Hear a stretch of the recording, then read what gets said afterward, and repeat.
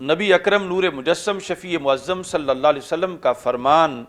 دلائل النبوت میں موجود ہے۔ حضرت عمران بن حسین رضی اللہ تعالی عنہ صحابی رسول صلی اللہ علیہ وسلم ہے، وہ روایت کرتے ہیں کنت مع رسول اللہ صلی اللہ علیہ وسلم اذ اقبلت فاطمہ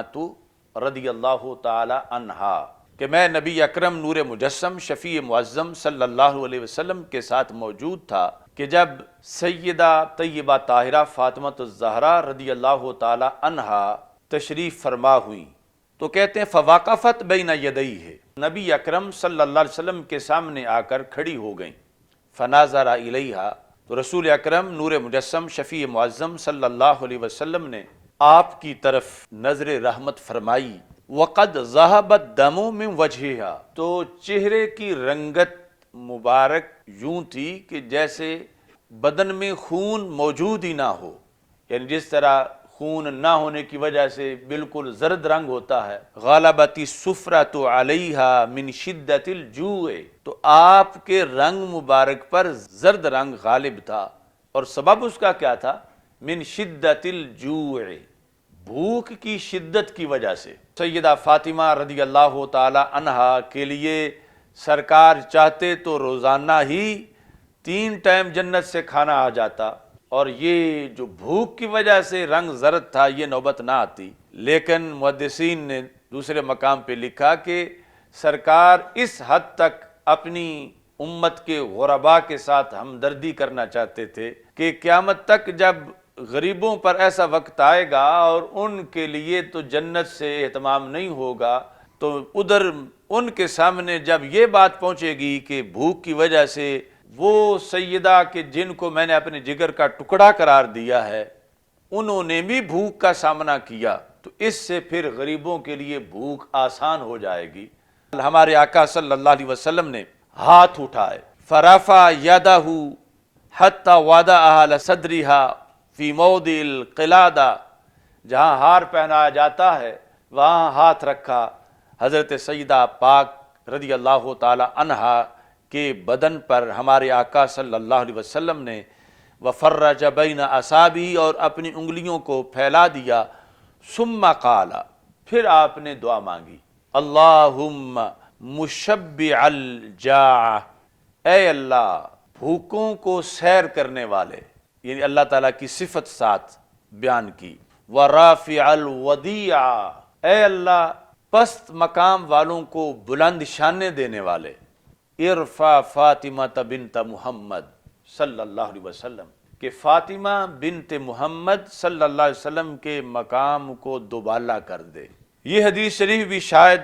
بہت سے لوگ پہلی بار سنیں، لیکن اس کو امام سیوطی رحمۃ اللہ علیہ نے اپنی کتاب الصغور الباسمہ فی مناقب سیدتنا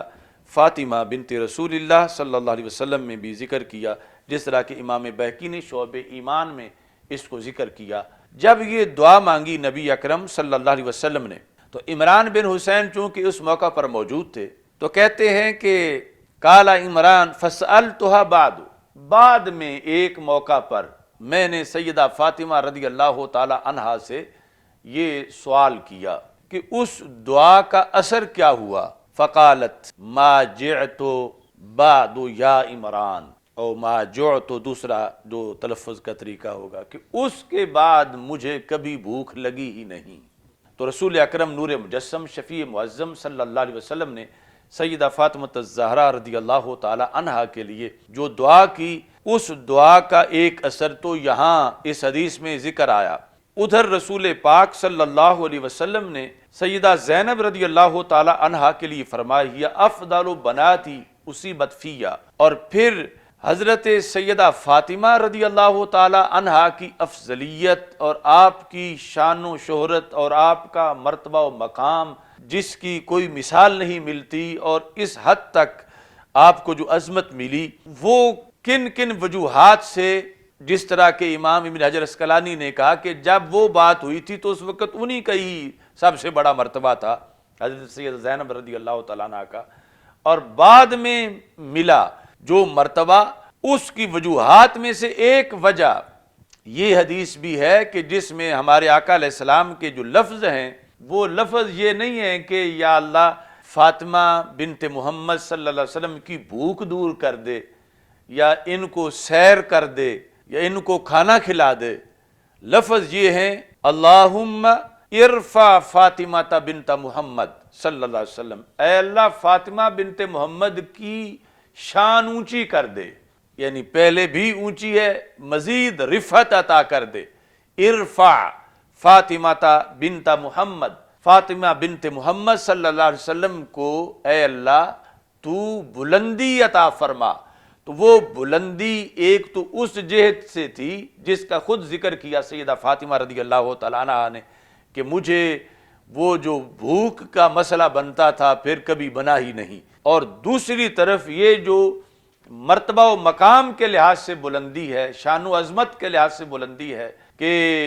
وَلَلْآخِرَةُ خَيْرٌ لَكَ مِنَ الْأُولَىٰ، اس میں یقیناً سیدہ زینب کا بھی حصہ ہے ہر بات والی گھڑی میں، مگر ان کے لیے جو نبی اکرم صلی اللہ علیہ وسلم نے اس موقع پر یہ دعا کی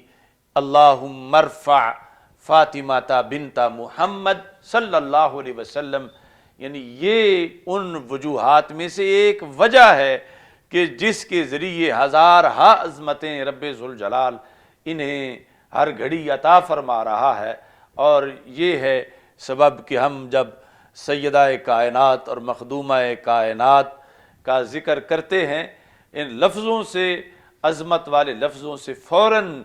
ذہن سیدہ فاطمہ رضی اللہ تعالی عنہا کی ذات گرامی کی طرف ذہن متوجہ ہوتا ہے۔ توحید و رسالت کا نعرہ دنیا میں لگانے